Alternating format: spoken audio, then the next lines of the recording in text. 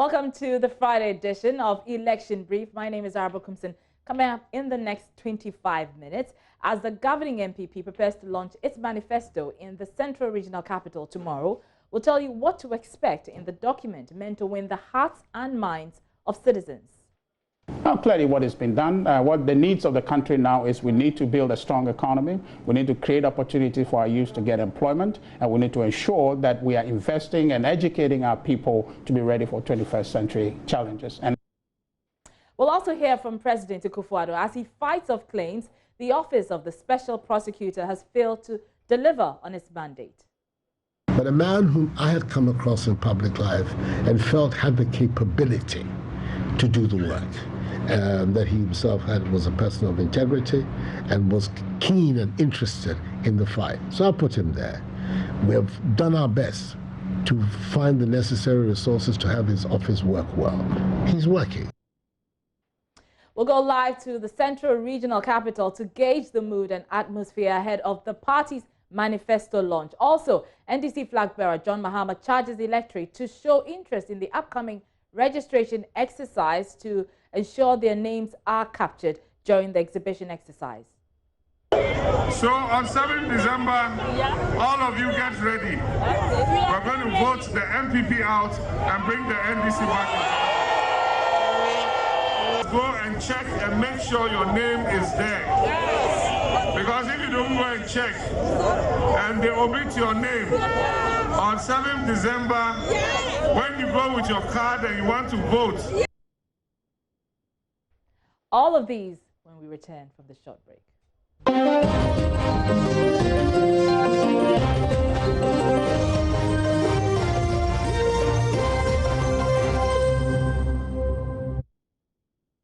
Thanks for staying with us. We are live on your DSTV channel 421, also GoTV channel 144, and on your digital television because we are free to air. We're also streaming live on myjoyonline.com. We begin with the governing New Patriotic Party, which is launching its manifesto for the 2020 general elections tomorrow. The event will take place at the University of Cape Coast in the Central Region, where the president is currently touring. President Akufo-Addo has already been interacting with chiefs and people of areas he's been touring. And in Elmina, the president cut the sword for the construction of the Elmina Fishing Port project, expected to boost the fishing industry in the town. It will also include the Elmina Fishing Rehabilitation and Expansion Project that was originally said to be financed by the CDB loan from China. He's also been speaking on ATL FM this morning. We'll bring you that shortly. But Executive Director of the MPP think tank, Dankwa Institute, Richard Ayagba, has been speaking on the manifesto. He says the document will address issues central to the need of Ghanaians as the party builds on the gains made in the past 4 years. Build enough schools, which is what they are claiming. Would we have done double track? No. So the question is not doing something to point to that, oh, we have built 43. It's about making strategic investment. If the economy was good under them, they would have achieved the building of that. So first of all, is the economy. It's still more than what you have done from what they claim. Because they've bastardized the economy. How do you build infrastructure if you don't have money? You build infrastructure with money. You can do this with the economy. The question we must ask the NDC is that how did you build the so-called infrastructure you're talking about if the economy is showing that the economy is showing poor? And that's one of the things, even dealing with all this infrastructure talk they want to have. Are we going to go there and talk about the Kanazoe Road? He did in excess of 25 million, and he stood there and commissioned that road, and he said that is the best quality work that has been done in this country. You drive on that road today and see what is happening there. Is that an admission so that the NDC did more infrastructure? No, I just told you that they've done the road, which he stood there and said is the best road in the country. Okay. You drive on that road and it's not right. The point I made to you was this. You talk about the economy, okay, before you can talk about infrastructure. It's a disjoint to say, let's talk about infrastructure. How do you build infrastructure? Your infrastructure track record must be linked to a strong economy. Okay. You cannot show an economy, so if you tell me you build infrastructure, I don't believe you. Finally, what should we expect from the manifesto tomorrow? It's going to be a very nice ceremony, and I think that it would be something that meets the needs of the time and gives Ghanaians a future to hope for. What are those needs you've identified? Well, clearly what has been done, what the needs of the country now is we need to build a strong economy, we need to create opportunity for our youth to get employment, and we need to ensure that we are investing and educating our people to be ready for 21st century challenges, and especially to prepare our workforce to be able to respond to the continental free trade area. And what's of COVID-19? Is there something in there? I think that what you will find in relation to COVID-19 is strategic investment in our health sector to ensure future preparedness. Well, Director of Communications for the MPP, Yaboabing Asamoah, interacting on the AM show, reiterated the importance the manifesto launch is in the political campaign strategy of the party for the 2020 general elections. I think what the Vice President did feeds into what we are going to outdoor tomorrow, and that is our manifesto for the 2020 election, and more importantly, looking at what we seek to do going forward into 2024. So over the 2020 to 2024 period, what do we do to consolidate what we have done between 2017 and 2020? That will be the focus of what we do. I like you saying that this is a great time for the party. Indeed, the party, which is the mother of the government, and clearly, whilst we are in charge, the government being the main instrument, has demonstrated that it is willing to lead, deliver on the difficult issues, and listen. Now, the president, who will unveil the party's manifesto for 2020 elections, has been fighting off claims that the Office of the Special Prosecutor has failed to deliver on its mandate. He spoke on ATL FM. Again, in 2018, we witnessed a 34% increase on what had happened in 2017, and the same thing in 2019. So you have seen that systematically there has been a conscious effort to strengthen the institutional capacity and capability of the anti-corruption agency. It's like when we were talking about the cycle matter. You're speaking, you were corruption, and then the agencies themselves who are set up to do the work don't have the means and the wherewithal to be able to do it. But it's your passion, Mr. President. You had such an unmatched passion, and I'm living the special prosecutor's office. Have they achieved your desire, expectation? First of all, it's meant to be an independent office. We fulfill the campaign promise that we will set it up, and I put there, that was one part that I had to do with the constitution of the office, was put in there a man who was not a member of my party, very well known, was in fact a member of the opposition and a high-ranking member of it, but a man whom I had come across in public life and felt had the capability to do the work. That he himself was a person of integrity and was keen and interested in the fight. So I put him there. We have done our best to find the necessary resources to have his office work well. He's working. I'm sure at some stage or another he's also going to give an account of his stewardship of that office. I do not want to be in a position to second guess what he's doing, and also to be making comments like, I'm not happy about what the special... Coming from a president, those kind of remarks have a different kind of impact. He's supposed to be an independent operator within our space. Let it be so, and let him be able to continue to do his work. But the critical part is that the institution has been set up. Now, Kojo Nyarko is our Central Regional Correspondent. He's our man on the ground, even as we bring you all-day coverage of the launch of that manifesto. Now, Kojo joins us on the line now. Kojo, what's the mood and atmosphere in Cape Coast, even as we plan ahead to the launch of the manifesto? Kojo, if you can unmute your microphone. I'm asking about the mood and atmosphere in Cape Coast, with the president being there, and also as we look ahead to tomorrow's launch of the manifesto. But Cape Coast is very busy. A lot of activities are ongoing as far as the launch of the manifesto of the NPP is concerned. I visited the event venue, the new examination center at the University of Cape Coast. The place is being prepared. We are assured by the regional organizing team as well as the national organizing team that they've got everything covered. The security is in place, and I've seen it for myself. Everywhere you go, you meet the security personnel who are on the ground. There are also sales of paraphernalia, but the party has indicated to us that this is a virtual launch, and so whoever is not invited to this launch should not bother to come there because they want to ensure a strict adherence of the COVID-19 protocols. And so they've set other platforms to enable party members who want to engage in this kind of exercise to also take part in all of that. So this is what we have come to know now. Later this evening, the manifesto would be presented to the National Council for their perusal. Before tomorrow, the actual launch will take place. And so that is what we have as far as the launch of the 2020 manifesto of the NPP is concerned. But Kojo, you've been engaging some of the executives, the regional executives of the NPP there about what we should be expecting in that particular manifesto. Already we've heard from the Dankwa Institute, which says that we should be looking at hearing about the economy and about the gains made so far, as well as the creation of jobs. What have the executives there been telling you about what we should be expecting?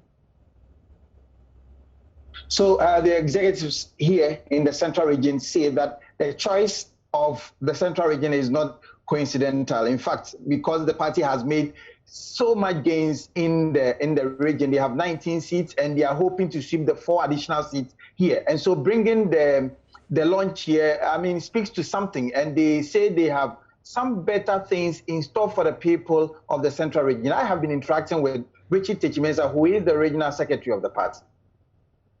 And what has he been telling you? We'll be bringing you that video later. But tell us, what has he been telling you?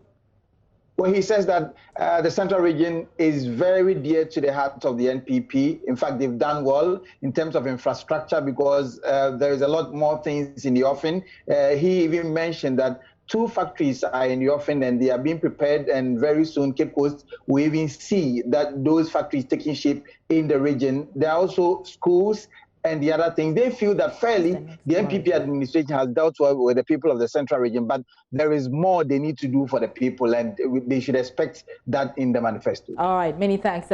Richard Kojo Nyako is our Central Regional correspondent. He and our crack team, including MFA Apau, will be on the ground bringing us the latest on the launch of the MPP's manifesto tomorrow. Do make a date here on your election headquarters. Now, presidential candidate of the National Democratic Congress, John Mahama, says the sudden interest of President Akufo-Addo to project infrastructure as part of his government's achievements is both surprising and deceptive. Addressing the chiefs and elders of Chito, Mr. Mahama said the government failed the infrastructure test right from the beginning when it cancelled road contracts and abandoned projects it inherited from the NDC. We don't have the facilities here to be able to take care of accident victims. And that's why we designed a trauma and accident center for the Peking Government Hospital. We'll establish it and at the same time upgrade the facilities in the hospital so that they can give quality health care.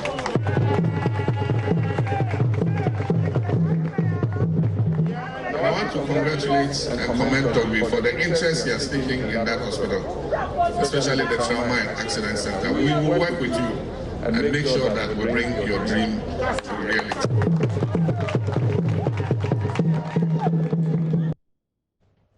Now, he commended the people of the Volta region for defying what he calls the government-sponsored harassment and intimidation to register in the recently held voter registration exercise, and he's urging them to show the same level of interest when the Electoral Commission begins the exhibition of the voter register.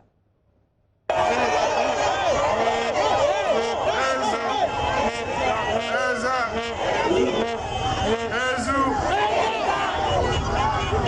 the grace of Mauso Bolisa,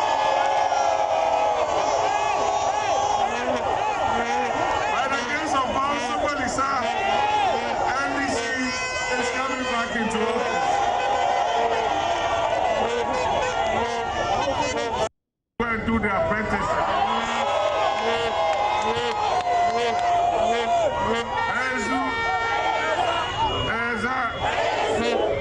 So on 7th December, all of you get ready. We're going to vote the MPP out and bring the NDC back. Let's go and check and make sure your name is there.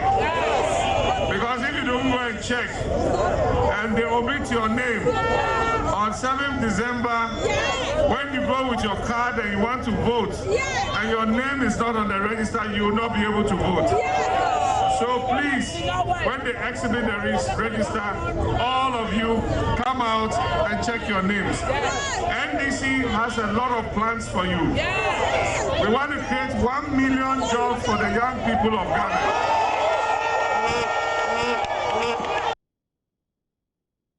Ivy Setoji is our correspondent in the Volta region. She's been traveling with the former president since he embarked on that tour since the beginning of the week. She joins us on the line as Mr. Mahama wraps up his tour of the Volta region. We understand he's in Pando. Bring us up to speed on what he's been doing there.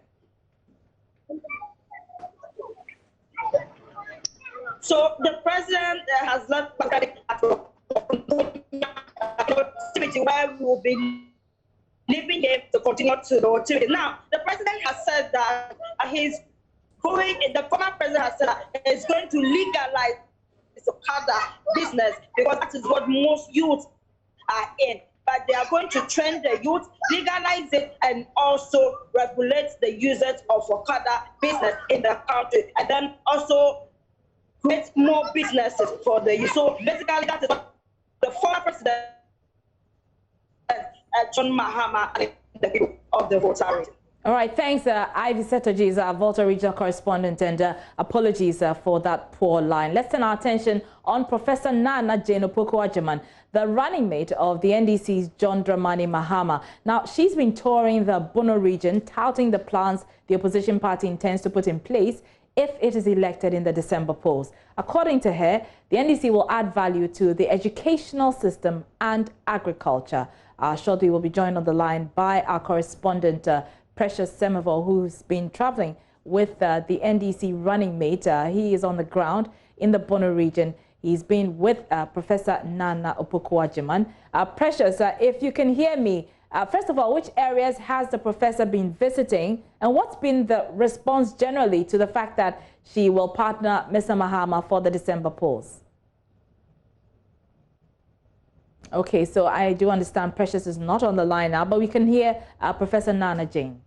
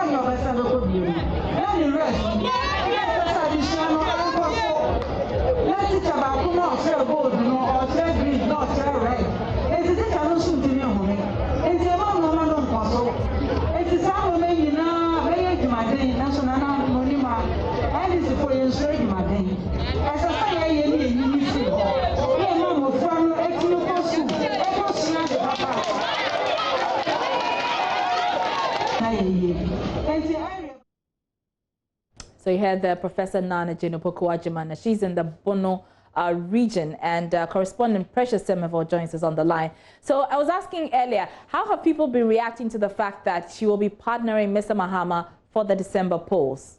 The reception or the reaction of the professor, the vice presidential candidate for the NDC, has been really overwhelming, regardless of the restrictions that we have in the country.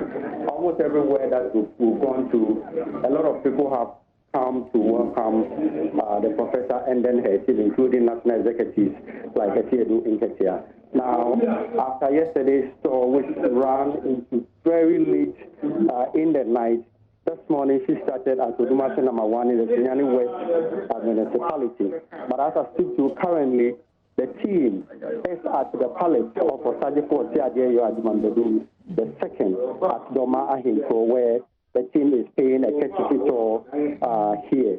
Now, I just stepped out of the auditorium where introduction is going on, but I can tell you that there are a lot of people here who are eager to see the vice presidential candidate of the NDC, and they will not take anything than to allow them to see. But quickly, let me just chip in this.